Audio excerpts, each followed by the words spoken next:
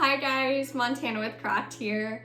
Today I'm going to get you all set up and prepped for your next workshop.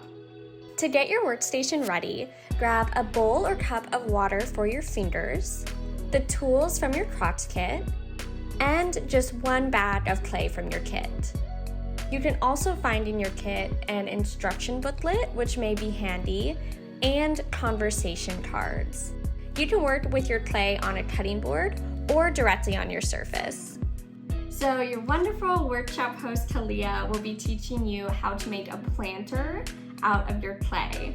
I will show you guys a couple examples of planters. Here's one. We use the pinch pot method to make this, and then we just do some simple techniques to add a little face. And here is another one, also made with the pinch pot method, which Kalia will tell you all about. Thank you guys for watching. I hope you have so much fun creating with your team.